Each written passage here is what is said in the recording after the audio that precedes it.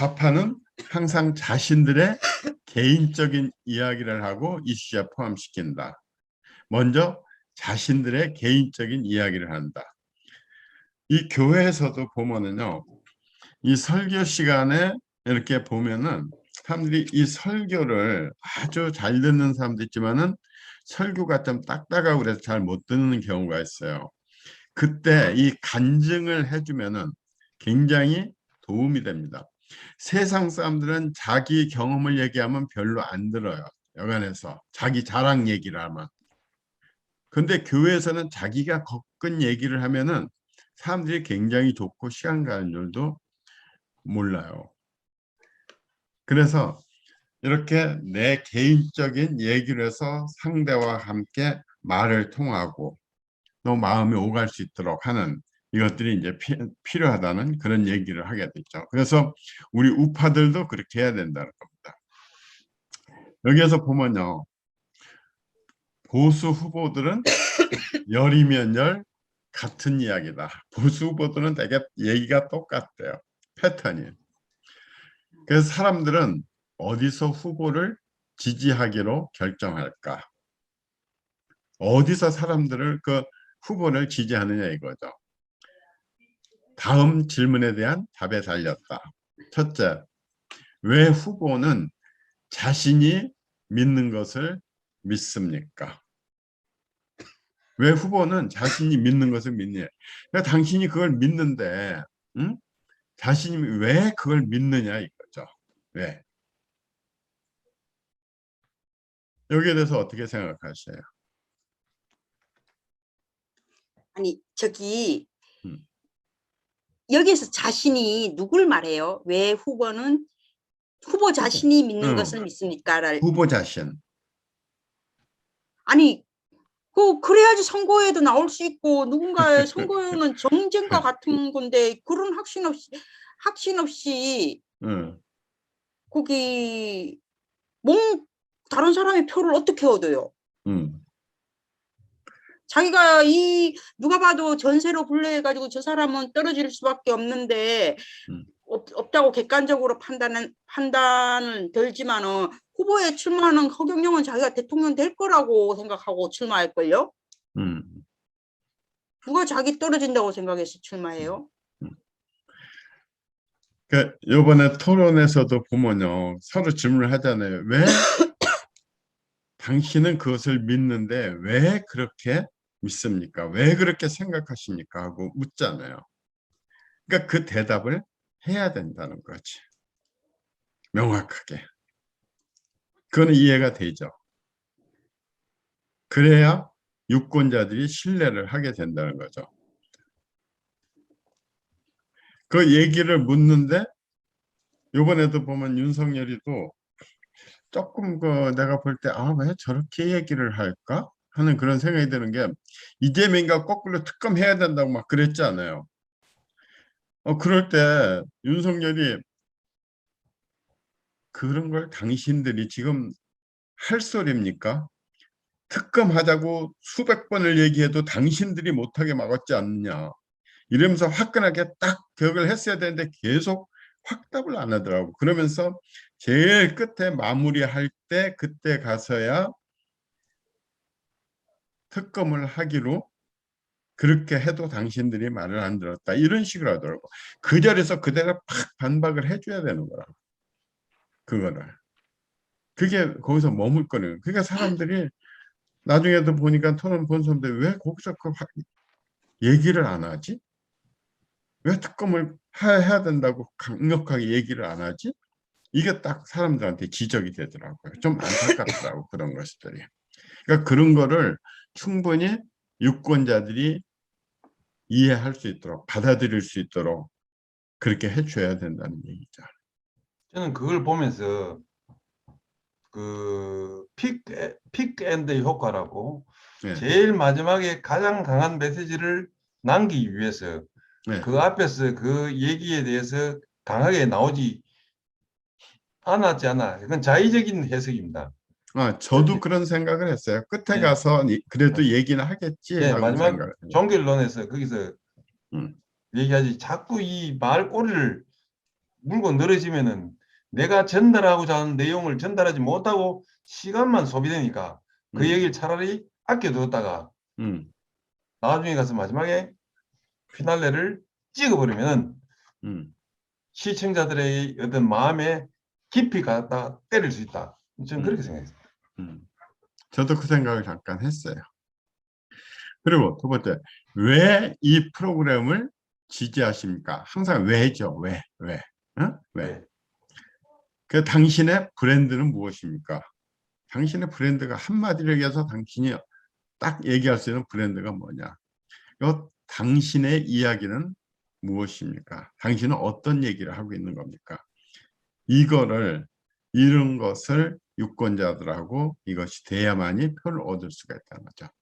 그래서 여기 이 강의를 한 사람은 이걸 보고 왜냐하면 조항으로다 자기가 얘기를 하고 싶다 그러는 거예요. 왜냐하면 because 왜냐하면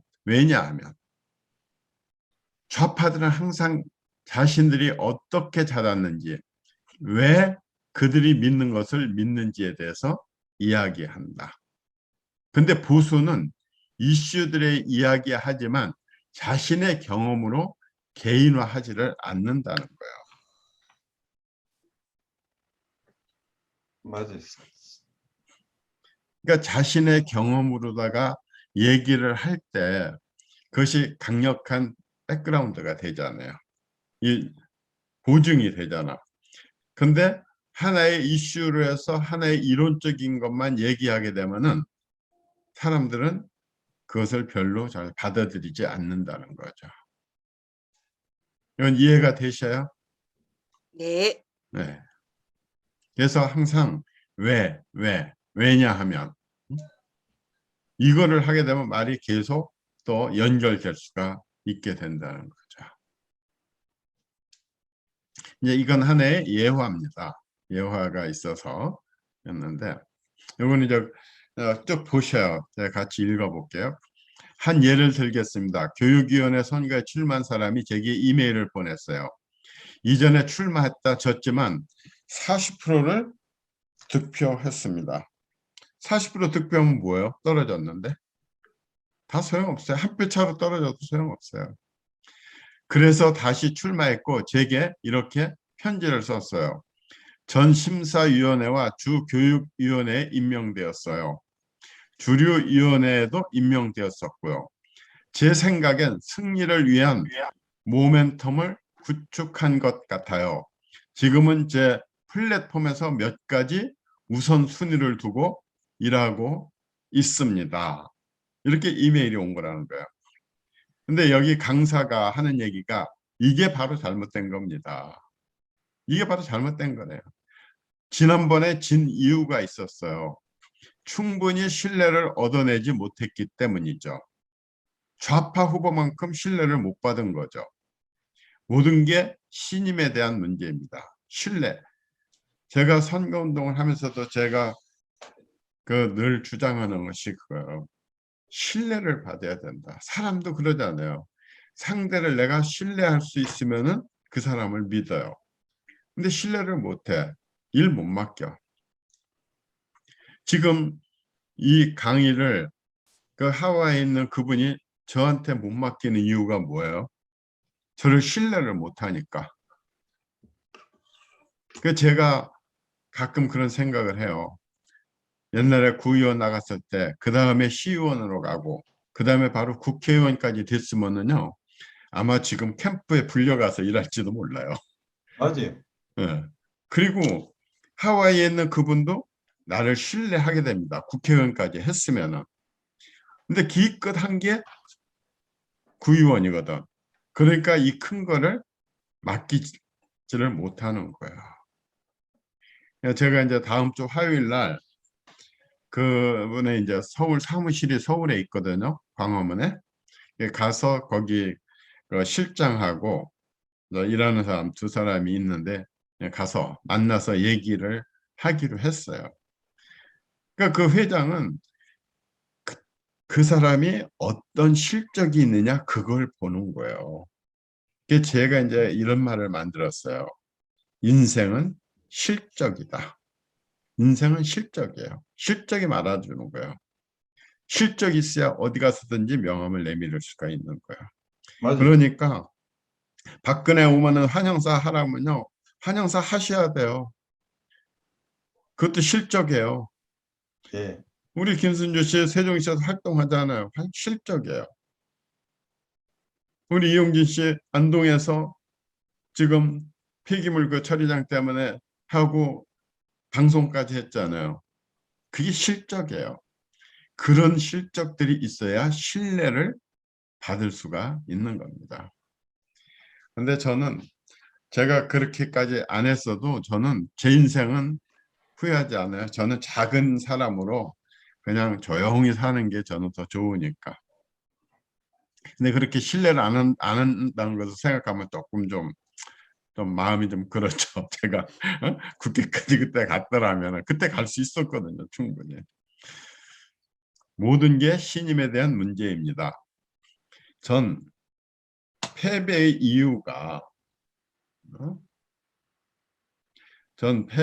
이유가 개인적 상황에 대해 말하지 않았기 때문이라고 생각해요. 개인 얘기가, 자기 얘기가 안 들어갔다는 얘기야. 지금 이게 지금 이해가 잘 좀 되셔요? 내 얘기가 들어가지 않았는데 실패했다? 저는 이해돼요. 이해돼요? 이재명이 이걸 잘한 것 같아요. 이재명이 잘하죠. 그거를. 자기는 소년공으로 이 개인 서사를 갖고 있잖아요.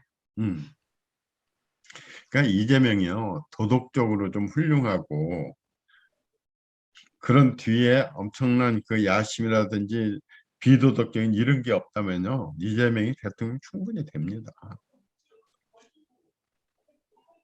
그런데 워낙 개인적인 이것이 엉망이기 때문에 지금 사람들이 굉장히 끓인 거죠. 그 이 후보가 저는 공립학교에 세 자녀를 둔 부모이고 그것이 제가 교육위원회에서 일하고 싶은 이유입니다. 라고 말했다면 어땠을까? 제가 왜 공직에 나왔는지 내가 일하고 싶은 그 이유를 갖다가 했더라면은 아마 사람들이 공감했을 거다 이거죠. 내가 공립학교에 세 자녀를 둔 부모라는 얘기죠. 그러면은 그 자녀가 학교를 다닌 부모들하고는 말이 통하는 겁니다. 저 앞에서 얘기한 것처럼 심사위원회와 주교육위원회 임명됐어요. 이런 자리 임명됐다는 게 어떻게 그게 큰 공감이 가냐 이거죠.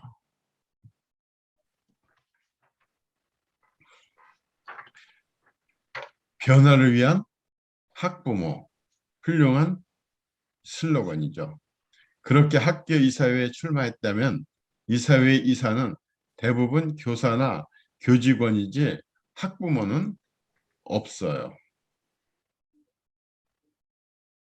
그러면은 교사나 교직원이지 학부모는 없다는 거죠. 그래서 출마자가 학부모라면 변화를 위해 출마했다고 하기에 정말 좋죠.